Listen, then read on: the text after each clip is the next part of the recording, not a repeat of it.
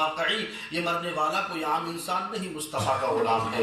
اس طریقے سے زندگی کو گزارو اور اللہ اکبر، ہمیشہ اللہ کی بارگاہ میں دعا کرو کہ مولا، میرے سرکار فرماتے ہیں لوگو تم مدینے میں مرنے کی دعائیں کیا کرو۔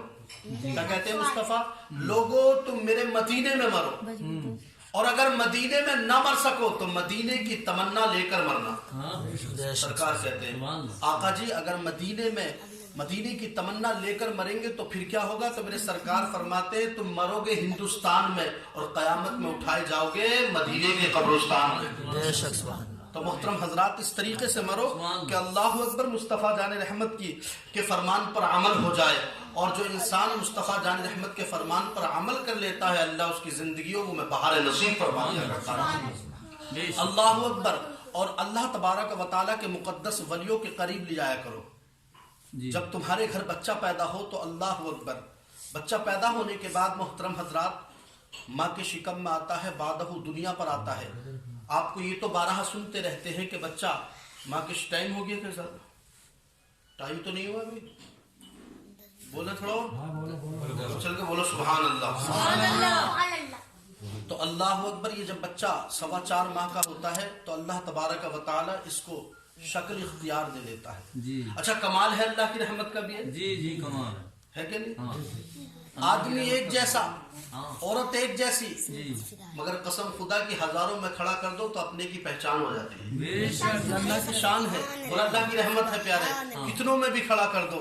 اس لیے صاحب کچھ لوگ کہتے ہیں یہ سائیکولوجی اور یہ بایولوجی والے کہنے لگے کہ صاحب ایک جیسے انسان 7 ہوتے ہیں 3 ہوتے ہیں، بجا قسم خدا کی مل تو سکتا ہے انسان کا چہرہ لیکن ایک جیسا نہیں ہو سکتا، اس لیے کہ خطا انسان کر سکتا ہے رب العالمین نہیں کر سکتا۔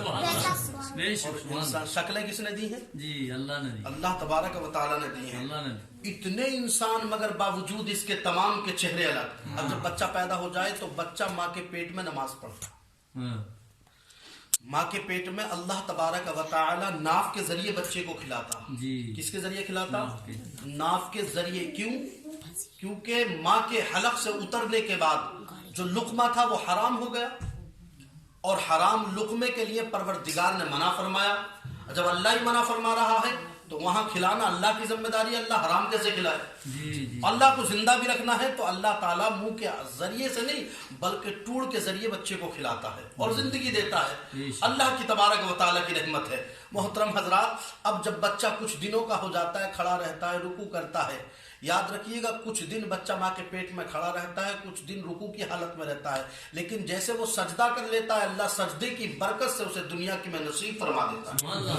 جیسے سجدہ کرتا ہے اللہ سجدے کی برکت سے اسے دنیا نصیب فرما دیا کرتا ہے۔ اللہ اکبر۔ دنیا کب ملی؟ اور ہمارے حالات دیکھیے پیارے، جب ہم اپنی زندگی کو گزارتے صاحب تو جناب والا کہتے ہیں کہ صاحب شریعت پر چلو، شریعت پر چلو، تو کہتے ہیں شریعت پر چلنا بڑا مشکل ہے۔ اب جتنا آسان ہے اتنا تو چل کے دیکھا۔ اور سماج کی باتیں چلتے ہیں، مولانا صاحب تمہیں پتہ نہیں ہے دنیا پر بھی چلنا پڑتا۔ کچھ لوگ تو پھر اگر کچھ سمجھا دو تو مولانا بھائی بڑھن دیتے ہیں، مولانا بھی بڑھن دے۔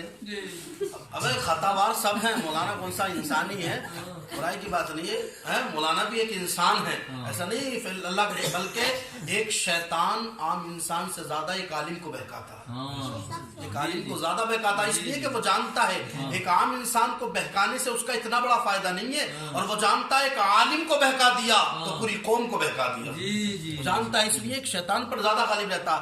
مگر محترم حضرات بات یہ کہنا چاہ رہا ہوں